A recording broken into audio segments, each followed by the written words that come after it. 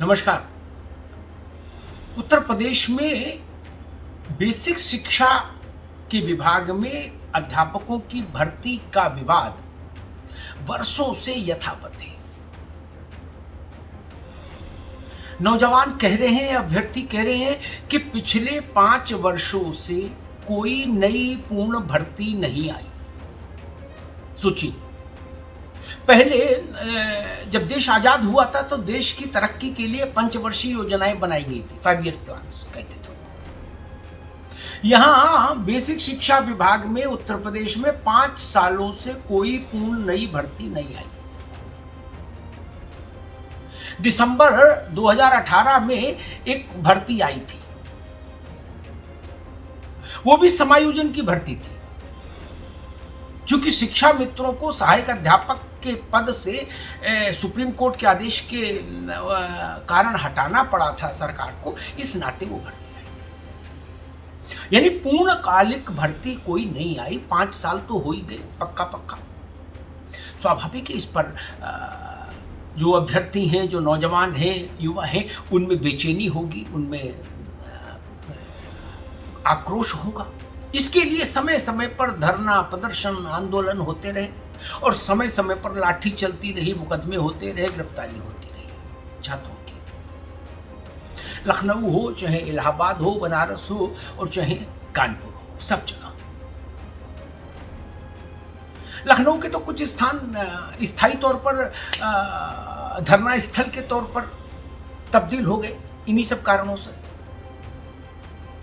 अब इस मसले में ताजा विवाद तब भड़क उठा जब अभी 2 दिन पहले राज्य के पूर्व मुख्यमंत्री और भाजपा के बड़े नेता स्वर्गीय कल्याण सिंह जी की एक मूर्ति का अनावरण था उन्नाव में। तो वहां कल्याण सिंह जी के बेटे राजवीर, जो सांसद है, वो भी थे, और राजवीर जी के बेटे संदीप सिंह, जो उत्तर प्रदेश में बेसिक शिक्षा मंत्री हैं, वो भी थे। स्वाभाविक है, उनके बाबा की मूर्ति का अनावरण था। वहां संदीप सिंह से प्रश्न हुआ कि मंत्री जी, नई भर्ती आएगी, कब आएगी, नहीं आएगी, क्या होगा? मंत्री जी ने कहा कि भाई, नई भर्ती का तो अभी कोई मसला ही नहीं है। अभी तो पुराने मामले ही अदालतों में लटके हैं, कोई अटके हैं, भटके हैं, लटके हैं, उन्हीं को सुलटाने में लगे हुए हैं। पहले उनको सुलटाएंगे और फिर जब कभी भर्ती आएगी तो हम ये सुनिश्चित करेंगे कि ईमानदारी से और पारदर्शी ढंग से भर्ती हो अध्यापकों की। मंत्री जी ने ये कह के अपना पल्ला झाड़ लिया। आप सोच सकते हैं किसी भी मंत्री के लिए बोलना कितना सहज है। उनको 30 सेकंड लगे, हाथ झाड़ लिया।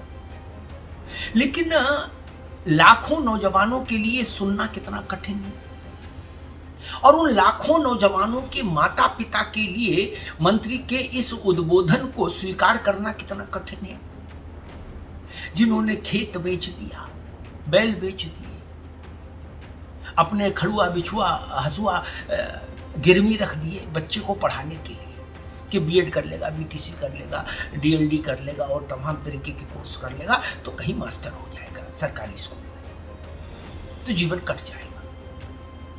अपने मोतियाबिंद के आंख का ऑपरेशन नहीं कराया कि नहीं बेटा पढ़ा ले, बेटी पढ़ा ले। नाना प्रकार की परीक्षाएं टीईटी से लेके और किस किस तरह की दिलवाई, बसों में धक्के खाए बच्चों को लेकर। उन माता पिता से आप ये अपेक्षा कर सकते हैं कि वो आदरणीय मंत्री जी के इस वक्तव्य को ताली बजाकर इसका स्वागत करेंगे? क्या किसी माता पिता के पास इतना बड़ा कलेजा है? नहीं। एक बेसिक सवाल ये भी खड़ा होता है, मैं उसकी टेक्निकलिटीज में नहीं जा रहा, वो तो अधिकारी देखें, लेकिन एक बेसिक सवाल खड़ा होता है कि क्या 5 साल में उत्तर प्रदेश के प्राइमरी स्कूल्स में अध्यापक रिटायर नहीं हुए? क्या 5 वर्ष में दुर्भाग्यवश कुछ अध्यापक दिवंगत नहीं हुए होंगे? क्या इन 5 वर्षों में कुछ अध्यापकों ने स्वास्थ्य और अन्य कारणों से पद नहीं छोड़े होंगे? और अगर इनका उत्तर है हाँ, तो उन पदों पर कौन लोग हैं? वो पद खाली होंगे, क्योंकि नई भर्ती तो आपने की नहीं। एक और प्रश्न खड़ा होता है, हर शैक्षणिक सत्र के बाद शासन एक आंकड़ा जारी करता है और उसमें अपनी पीठ थपथपाता है कि भाई पिछली बार से 20%, 25%, 12%, 18% ज्यादा बच्चे इस बार स्कूल में पंजीकृत हुए, बेसिक शिक्षा के स्कूल।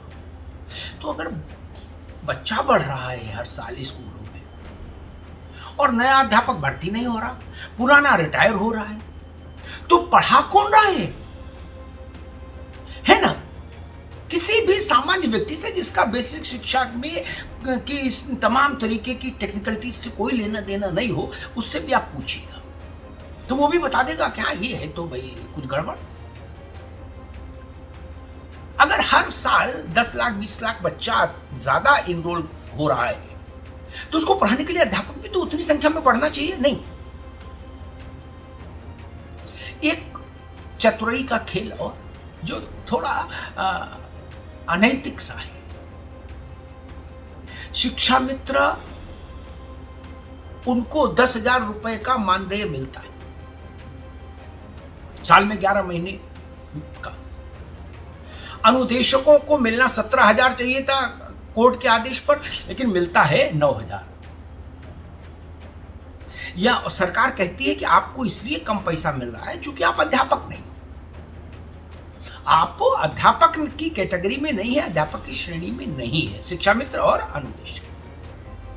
लेकिन जब नई भर्ती न आए, नए टीचर भर्ती न करने हो, इसके लिए शासन को आंकड़ों का खेल खेलना होता है, तो वो उत्तर प्रदेश के बेसिक शिक्षा के अध्यापकों में अनुदेशक और शिक्षा मित्र भी जोड़ के संख्या पूरी कर देता है, कहता है लो जी हो गया पूरे।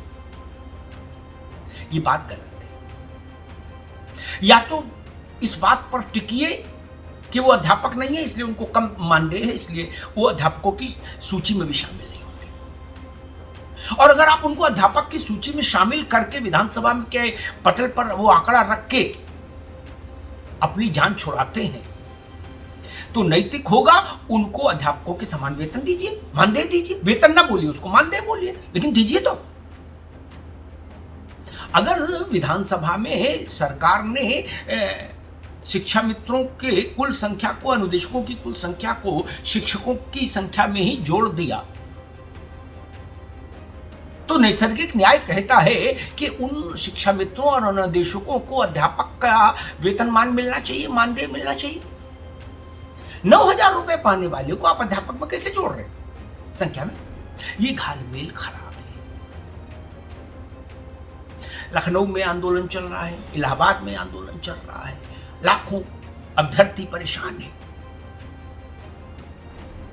ये प्राइमरी स्कूल के टीचर के लिए तमाम किस्म की ट्रेनिंग जो है, इसके आपने गली गली मोहल्ले मोहल्ले स्कूल क्यों खोल रखे हैं? फिर जब भर्ती नहीं देनी 5-5, 10-10 साल,